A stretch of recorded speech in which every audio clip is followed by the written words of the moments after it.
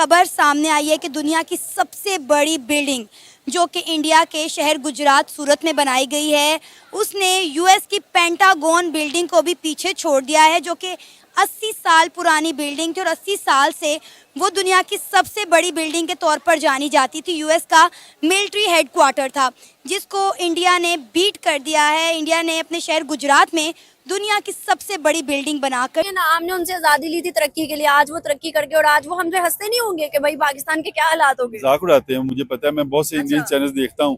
वो पाकिस्तान को तो एक भीख मंगा देश कहते हैं। अब वो हमारे से इकॉनमी में, हमारे से इलेक्ट्रॉनिक्स में, हमारे से अपना व्हीकल कंपनीज में, आईटी में, बहुत सारी चीज़ों में हमसे बहुत आगे जा चुका है। ठीक है, हमें वहाँ तक पहुँचने में 10 साल नहीं, 20 साल नहीं, बल्कि 30-40 साल लग जाएंगे। इंडिया ने किस फील्ड में किस कंट्री को बीट नहीं किया। आप आईटी सेक्टर देख लें, आप उसका इंडिया की एक्सपोर्ट्स देख लें, आप उसके साथ साथ इंडिया का जो डेवलपमेंटल मॉडल है, इंडिया का इंफ्रास्ट्रक्चर है, कोई एक आप इंडिया का प्रोजेक्ट देख लें, इंडिया ने किस प्रोजेक्ट में किस कंट्री को बीट नहीं किया। कभी कराची को बम्बई से कंपेयर किया जाता था, कहा जाता था एक जैसे, आज वो डेवलपमेंट में बहुत आगे चले गए। दुनिया की सबसे बड़ी यूएस के पीछे छोड़ के वो जो उनसे ऑफिस बिल्डिंग बनाने जा रहे हैं। इंडिया भी कंपैरेटिवली हमारे से 30 टू 35-40 ईयर्स हमसे आगे जा चुका है। हम कहते थे ना एक दौर में कि गोरे हमारे से, अंग्रेज हमारे से 50 साल आगे हैं, तो इंडिया को भी कह सकते हैं 30 ईयर्स हमसे आगे है। वो अभी आगे जा रहे हैं, इम्प्रूव कर रहे हैं। हमने इम्प्रूव नहीं किया, हम पीछे ही गए हैं। जय हिंद दोस्तों, हाल ही में हमारे प्रधानमंत्री नरेंद्र मोदी जी ने गुजरात के सूरत में एक डायमंड बोर्ड्स का इनॉग्रेशन किया है। इनॉग्रेशन होते ही अब सूरत का डायमंड बोर्ड्स दुनिया की सबसे बड़ी ऑफिस बन चुकी है। इससे पहले यह रिकॉर्ड अमेरिकी रक्षा मंत्रालय के मुख्यालय पेंटागन को हासिल था।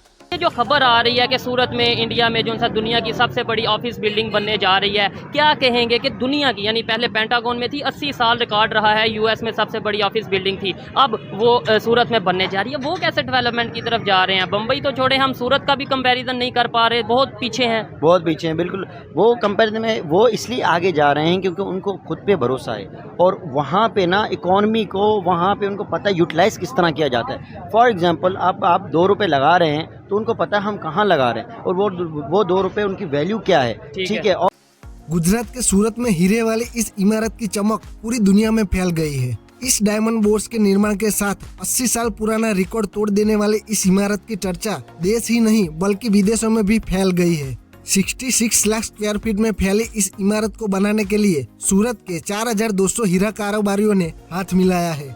मनी कंट्रोल की एक रिपोर्ट के मुताबिक इस इमारत को बनाने में 5 साल का समय लगा है और करीबन 5000 करोड़ रुपए का खर्च आया है। 35 एकड़ में बनी यह इमारत 15 मंजिला है और इसमें 9 बिल्डिंग कॉम्प्लेक्स है। इसमें कुल 125 लिफ्ट है। इसमें करीबन 67,000 लोग एक साथ बैठकर काम कर सकेंगे। यहाँ अप्रोक्स 1.5 लाख लोगों को प्रत्यक्ष रोजगार मिलेगा। इस इमारत में conference hall, club, banquet hall, health club से लेकर रेस्टोरेंट तक शामिल है। वैसे डायमंड इंडस्ट्री की बात करें तो दुनिया के 100% में से 90% डायमंड अकेले भारत में से एक्सपोर्ट होते हैं, या फिर यूं कहो कि दुनिया में हर 15 डायमंड में से 14 डायमंड अकेले भारत में प्रोसेस होते हैं और भारत में भी 90% से भी ज्यादा का डायमंड प्रोसेसिंग का काम सिर्फ सूरत में ही होता है और इसीलिए सूरत को डायमंड सिटी के नाम से भी जाना जाता है। मौजूदा समय में पिछले कुछ सालों से कुछ न कुछ समय में कुछ नया सुनने को और कुछ नया देखने को मिल रहा है। जैसे कि दुनिया का सबसे बड़ा स्टैच्यू भारत में बन गया है, दुनिया का सबसे बड़ा क्रिकेट स्टेडियम भारत में है, दुनिया का सबसे बड़ा सोलर प्लांट भारत में है। एक भारतीय होने के नाते यह सब देखकर पर्सनली मैं तो खुद को बहुत ही प्राउड फील कर रहा हूँ। आज एक बड़ी न्यूज आई है कि वहां पर सबसे ज्यादा लार्जेस्ट दुनिया का ऑफिस बनाया जा रहा है और ब्रिज बनाया जा रहा है, जो कि आपने देखा इसके अंदर। सर, उसके मुकाबले में हमारे पाकिस्तान की कौन सी सिटी है ऐसी? नहीं, अभी हम बहुत पीछे रह गए हैं। सर क्यों? टाइम पीरियड एक जैसा है। उसकी एक जो मेरे नजदीक जो सबसे बड़ी वजह है ना, वो ये है कि हम लोग एजुकेशन में बहुत पीछे रह गए हैं। हम लोग दहशतगर्दी के मामला में फंस गए थे। इंडिया दिन ब दिन इतनी तरक्की करता जा रहा है। आए दिन हमें खबर सुनने को मिलती है, इंडिया ने ये कर दिया, इंडिया ने वो कर दिया। वो दिन कब आएगा जब हम पाकिस्तान के हवाले से ये बात करेंगे कि इस चीज़ में आज पाकिस्तान ने इंडिया को पीछे छोड़ दिया? हम मुकाबला कर सकते हैं इंडिया का? कभी भी नहीं। पाकिस्तान तो दूर की बात, आप देखें हांगकांग और बरतानिया को भी इंडिया ने पीछे छोड़ दिया है। वो एजुकेशन में, स्किल्स में, आईटी में, हर इकोनॉमी में 5th नंबर पर आ गए हैं, तो हर एक चीज़ में वो टॉप पर हैं।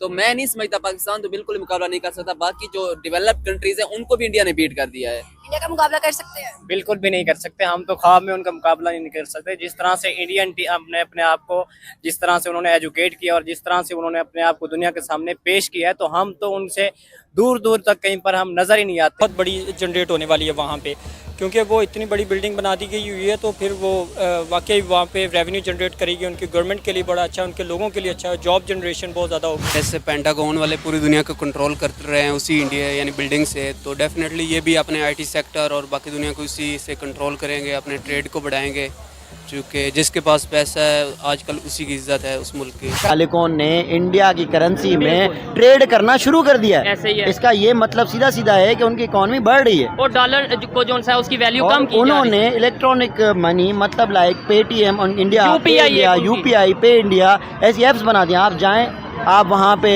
क्यूआर कोड स्कैन करें, आपकी पेमेंट हो ऐसे जाएगी। ही हम यहाँ पे टेंशन में होते हैं, चलो पे तो करेंगे, ठीक है, मोबाइल रहेगा तो पे करेंगे ना। चंद्रयान जब इंडिया का फेल हुआ, हम लोग उस पर जो है अपनी दादें वसूल करते रहे कि इंडिया का जो मिशन था वो नाकाम हो गया।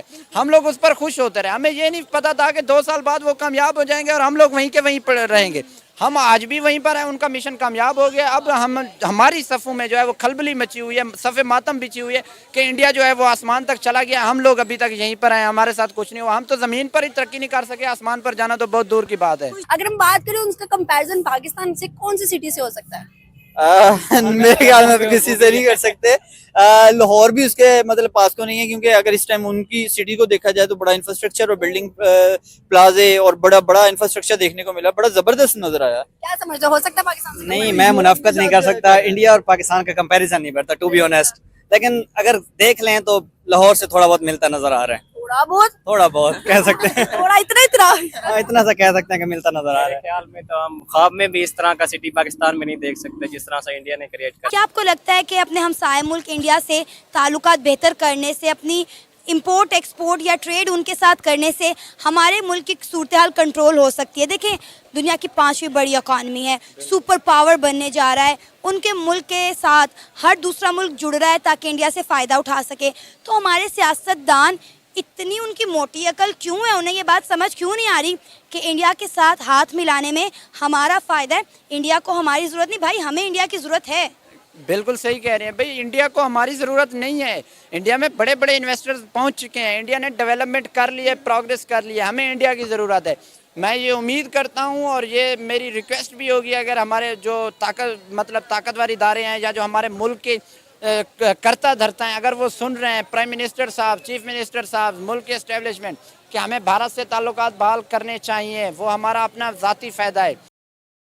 आप भी अपनी राय कमेंट के जरिए बताइए कि एक भारतीय होने के नाते हमारे भारत को इस तरह एक ऊंची उड़ान भरते हुए देख आप कैसा महसूस कर रहे हो। वीडियो अच्छी लगी है तो वीडियो को लाइक और चैनल को सब्सक्राइब करना ना भूलें, क्योंकि आपका सपोर्ट ही ऐसी वीडियो बनाने में हमारा मनोबल बढ़ाता है। मिलते हैं एक ऐसी ही नई वीडियो के साथ, तब तक के लिए जय हिंद, वंदे मातरम।